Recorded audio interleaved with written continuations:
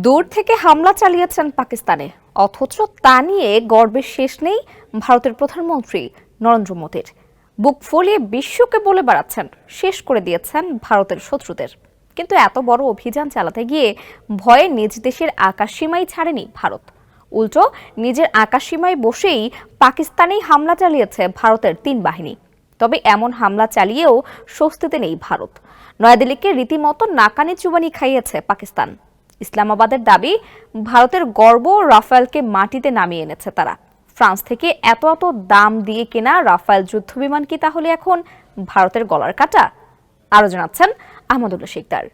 কয়েক বছর আগেও সোভিয়েত যুগের মিগ ঘরানার যুদ্ধবিমানই ছিল ভারতের আকাশ পাহারা দেওয়ার একমাত্র কাণ্ডারি।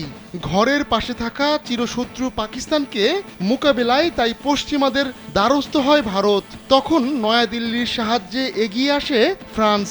2015 সালে তৎকালীন ভারত সরকার জানায় তারা ফ্রান্সের কাছ থেকে অত্যাধুনিক রাফায়েল যুদ্ধবিমান কিনছে। ওই সময়ে নয়াদিল্লির মসনদে ছিলেন খোদ নরেন্দ্র মোদী। কিন্তু সেই মোদীর সরকারই মঙ্গলবার দিবাগত রাতে পাকিস্তানে হামলা চালাতে গিয়ে নাকানি চুবানি খেল। ইসলামাবাদের পক্ষ থেকে দাবি করা হচ্ছে ভারতের গর্ব 3টি রাফায়েল যুদ্ধবিমান ভূপাতিত করেছে তারা। যদিও পাকিস্তানের এমন দাবি মিথ্যা প্রচার বলে তা প্রত্যাখ্যান করেছে ভারত।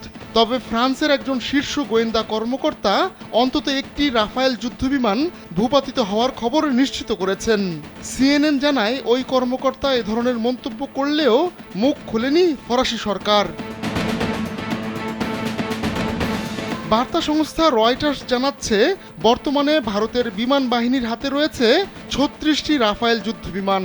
তবে ভারত পাকিস্তানের এই যুদ্ধ খেলায় নয়াদিল্লি 3টি রাফায়েল খুইয়ে থাকলে সেই সংখ্যাটা আরও কমে গেছে। অবশ্য ফ্রান্সের কাছ থেকে আরও 26টি রাফায়েল কিনতে গেল এপ্রিলে চুক্তি করেছে ভারত। এজন্য ভারতকে গুনতে হবে ৭৯,৮৯২ কোটি ২০ লাখ টাকার বেশি। এতে প্রতিটি রাফায়েল যুদ্ধবিমানের দাম পড়েছে প্রায় ৩,৪৯৮ কোটি ৫১ লাখ টাকা। আহমদুল্লাহ শিকদার, কালবেলা।